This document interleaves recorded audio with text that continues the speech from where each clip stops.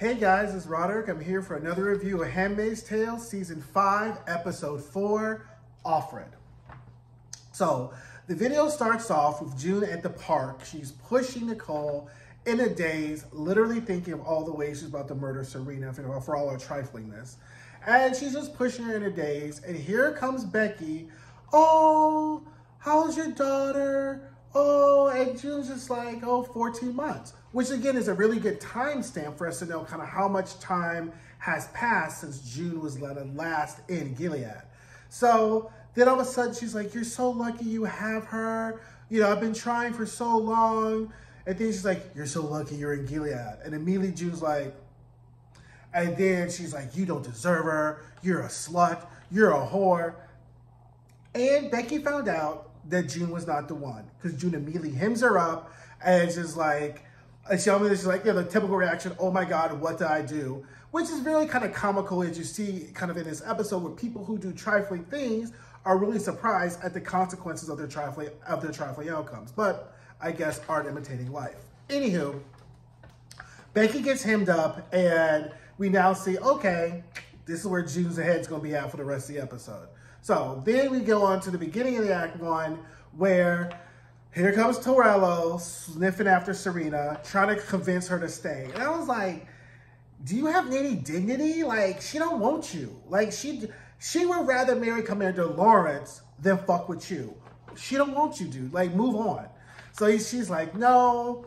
And so he's like, fine. So Serena's going to be taken to a cultural center, which kind of gave me a moment of pause, because I was like, a cultural center? Because again, Gilead has a lot of analogous tendencies to Nazism.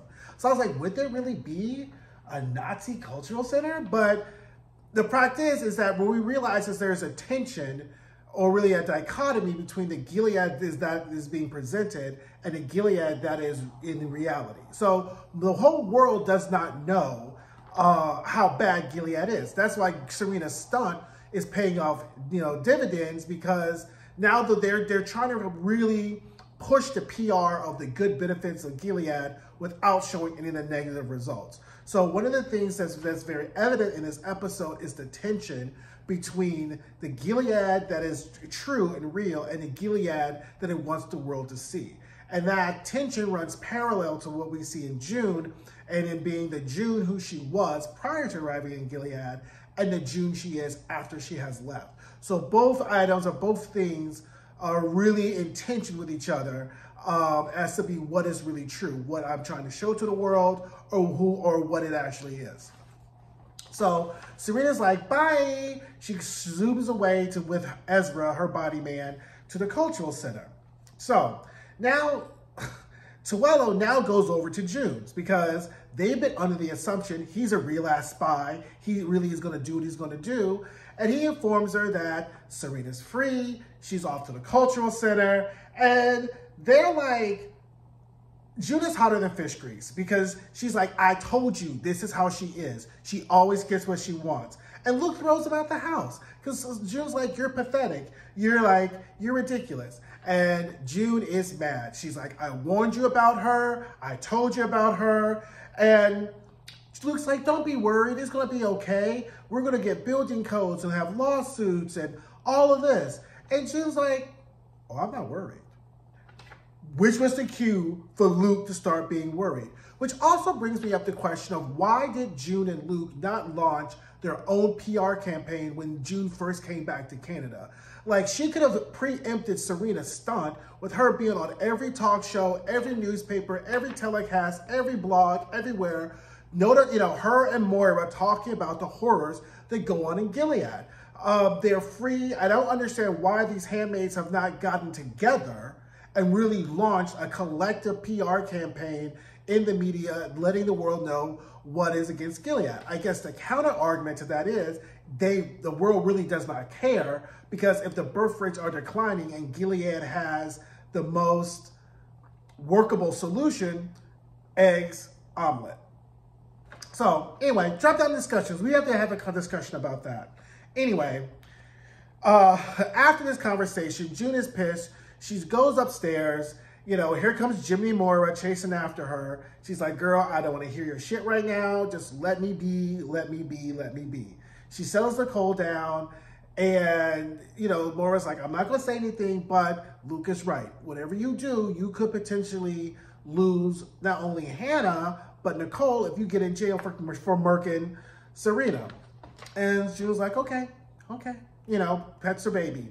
Now, June goes outside and digs up the gun that I said in episode 1, why, girl, did you bury a gun? Because you know how trifling Serena is, and you're going to need that gun sooner rather than later. So she digs up the gun, and I was like, oh, here we go. So she takes the gun, goes to the cultural center, and the gun is all frozen, and it's dirty, and I was like, here goes June and her bullshit half-ass plans. But whatever, girl. I'm going to give you just a B+ for effort because I know you're going through it. So she goes to the cultural center and, you know, the gun is jammed and she's out there just sitting in her car and there's a kind of, the Canadian acolytes, the Gilead are standing out there and she's just sitting in the car and then all of a sudden she looks up and then here comes Serena kind of basking in the kind of peripheral glow of her fans.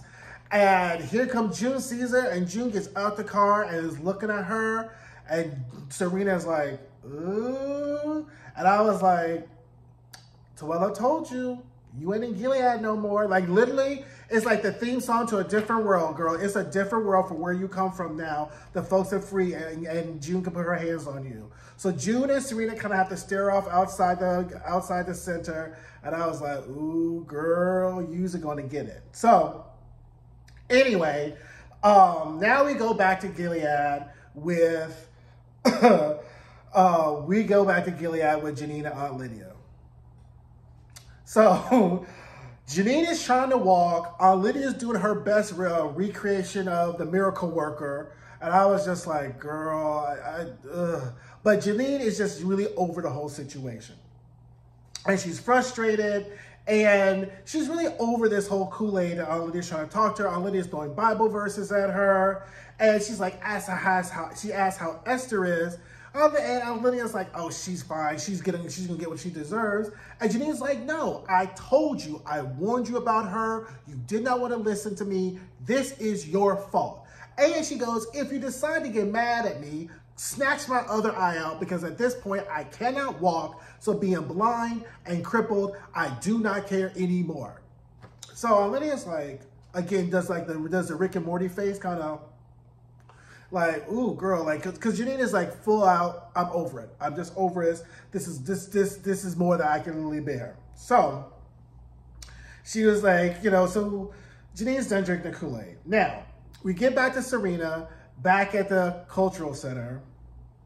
And she's salty because the Gilead will not allow her to go out and kind of mix and mingle and greet with other dignitaries. So she calls Commander Lawrence and he's like, what you want, girl? Like, what's with it? She's like, well, I put out these invitations. I haven't got any responses back and I've been told I can't go. He's like, girl, don't you know where you at? Like, you can't be out here mixing and mingling. Like, June is crazy. Well, she's just a child throwing a tantrum. So here comes our subtext. That child has been known to misbehave and misbehave badly. Being like, you have a dead-ass husband because of June, and June has no problem putting you in the ground again. So Serena just really does not believe either that June can get to her or that June will kill her. So he goes, well, we're stalling in South America. And she's like, well, why don't I have tea here with Venezuela to kind of push them along? Because I guess there have been some leaks about what's going on in Gilead. So they want to really kind of worry and kind of shore up this PR offensive of them getting Gilead. Now, June is outside playing in the dirt, like literally just kind of rubbing her hands in the ground. And Mora, with no business, is like, come inside, something came for you. Child, it is a letter with her name, with the name Offred on it, with the invitation to the cultural center. And I was like, you a raggedy ass bitch, Serena. This is why she should put you fucking 12 feet under the ground, because you disrespectful as fuck. Like, that is the most disrespectful of all the things we have seen in Handmaid's Tale. And there's been a lot. That is probably the most disrespectful thing Serena has done. And Serena has done a lot of disrespectful shit. But to literally, she's free to send a letter to her house, inviting her to come over, pretty much like, come on, come see me, come about it. And I was like, Serena, ugh. So anyway, June is like, I told you, the only way is to put them in the ground. And Jimmy Mora is like, don't, we can't do this. And Lucas really starts, don't worry, and June is really asking herself these questions like, is this who I am now? Now, then we get back to Serena, back at the Cultural Center, and Ezra comes in and is like, Luke Bank holds to see you. I was like, oh Lord, Luke, what you want? Like, what you about to do, So Serena's like, sends him in, she sits, and you notice she kind of sits kind of like belly facing so he can see her in her pregnancy glory. And Luke comes in looking all kind of lumberjacky. Like, I feel like if you're going to flex on somebody, like I'm that old school kind of dynasty, when Alexis and JR, when they get ready to flex, they got their good fur on, they got their suit, their cowboy hat. It's a flex outfit. That was not Luke's flex outfit. I was like, you look like you just about to take out the garbage. Like, that's not something you wear when you about to flex on somebody and tell them they about to meet their Jesus. Like, that is not that they're about to meet their Jesus outfit. But I digress. So, petty Serena, who's just racking up the reasons why she should just literally be 10 feet under the ground, is like, has Luke frisked. And so after Luke is frisked, he comes and says, well, I have these building codes. There are 12 building code violations here. And unless you shut this, I can have this place shut down. Here comes Serena. So you came to talk to me about building code violations? He goes, no, I got to tell you about the building code violations and the fact that my wife is going to kill you. And I'm going to let her kill you. So unless you either accept these building code violations and leave, you's about to be dead. I cackled. I was like, oh my God, Luke is finally on board with the let's put Serena under the ground thing. Now, Serena that was not the sentence Serena was expecting to come out of his mouth because she always assumes Luke is going to be the rational one. Luke is like, look, she's about to kill you and I'm going to let her kill you. So you won't know this, bitch. You about to die. So now, as remember, Serena is a snake with a long memory. She goes to bite. She goes, well, how come you never came to Gilead to get your daughter? How come? Because one of the things Luke says is, you can either leave or help us get Hannah, which I thought was a bad play move because all you're showing is weakness in Serena, and any kind of sense of weakness Serena sniffs out. And she does, because she goes, why didn't you come to Gilead? June came, June suffered, June stayed, you didn't do anything. But then again, probably wasn't that bad for June since she had Nick to comfort her.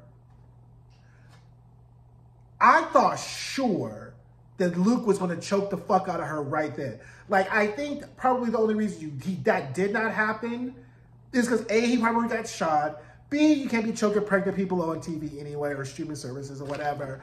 But literally, that was evidence that God was present and alive for Serena because she almost got choked the fuck out right there. And she knew it. So Serena's playing stupid games. So Luke is ready to leave. So Luke just goes ahead and leaves. So at this point, back then, so now Aunt Lydia goes to see Commander Lawrence. And he's like, y'all got more handmaids, you need to clean up your mess. So Aunt Lydia's like, well, I propose a solution. I want the handmaids to all be under my care, and then once a month for the ceremony, the husbands and the wives can come perform their ceremony, and then, that'll be better. He's like a handmade hotel. And I just thought of like that song Heartbreak Hotel with like Whitney Houston and Faith Evans. I was just like, you're so disrespectful, you're so rude, you're so rude. He's like, no, part of the thrill of having the handmaids is having these women under the power of these men and having these men kind of be lecherous around them, sniff the air, play with them, do what I kind of kinky, pervy things they want to do. And I literally was like, what? He's like, this is what it is.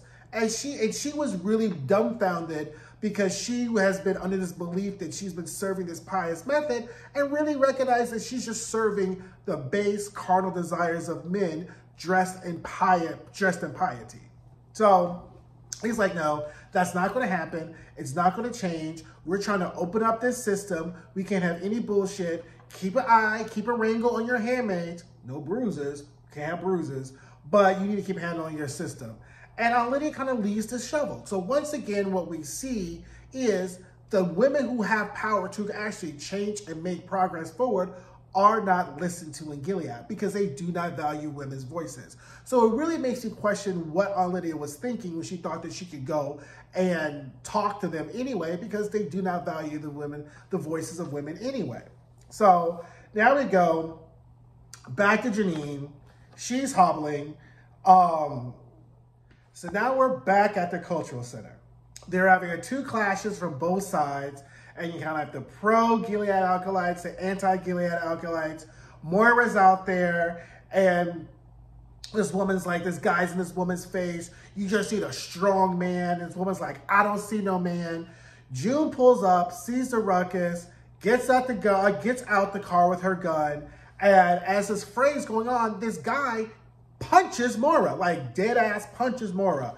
June runs up with the gun and puts the gun in his chest. Meanwhile, Serena's upstairs having her photo shoot, complaining about the lack of natural light. And they're like, girl, you can't be by the windows. So they hear the fracas. Ezra's on his ear. And finally, Serena's like, bang, bang, bang in the air. And all of a sudden, they got to get Serena out to an undisclosed location. After June lets the shots off, here comes Luke, was like, girl, we got to get out of here.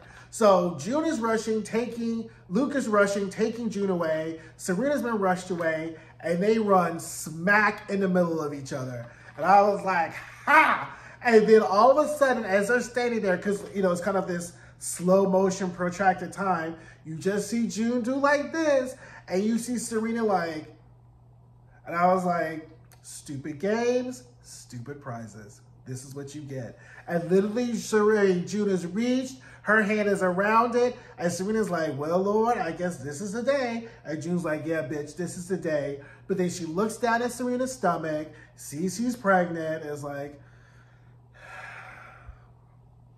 and then they rush June, and so they rush Serena away. So at this point, Luke and June are in the car, and he's like, give me the gun. And at first I thought that, you think that he's going to chastise her, but he was like, oh, damn, you cleaned it? He's like, yeah, I watched a YouTube video. Shout out. And then he was like, okay. And then June was like, look, I can't promise you. I didn't do it today. But I can't promise you tomorrow that ain't going to happen.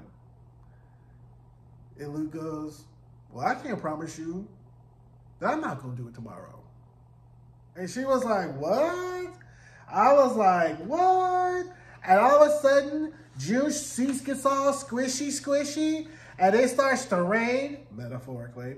And then all of a sudden, we just like, do you want to go inside? No. And they just proceed to go ahead and bang it out right there in the car. Because finally, Luke has caught on to the fact that the only way they're going to have peace in their life is that if Serena dies. So finally, Luke is catching on to the tea that he needs to start looking for some lilies to put on Serena's grave. So now at this point, as they're having Serena hates sex, Serena's being switched off to this house. And I was like, don't you dare tell me, don't you let it be Tuello's house. It better not be Tuello's house. So we see this mansion. We see this big W. I was like, okay, it's not his house. Serena's then marched in, and all of a sudden we see this woman come to the door, kind of teal-ish color, not the teal kind of Serena has, and she kneels before Serena, and then all of a sudden Serena's like, oh God. And the reality has set into the fact that, yeah, bitch, you can't be moving freely. She ain't Offred no more. She may have been Offred, but she is not Offred no more. So it ends, and then after sex, and June has washed her sheets and herself, they go outside, and June is burning the envelope that says Gilead, the invitation that Serena sent to her, And there's a song playing in the background with the refrain of the chorus being "Never break the chain." So it really much gives you the impression or the implication that June has come to the realization that she cannot break the chain between her and Gilead, and that therefore she needs to accept who she is now. You know, so I thought that was really good. I thought it was a really great episode. I like the kind of dueling themes, the kind of analogy they're doing with Gilead and kind of the rise of fascism, Nazism, or even present day right-wing nationalism that's happening in America. I thought is very apropos, slightly triggering, but true. So, again, we're ready. I mean, they've knocked out the park for the last 4 episodes. I can't wait for the 5th episode. So, okay, don't forget to like and subscribe. Drop down in the comments, and I will see you guys next week. Bye.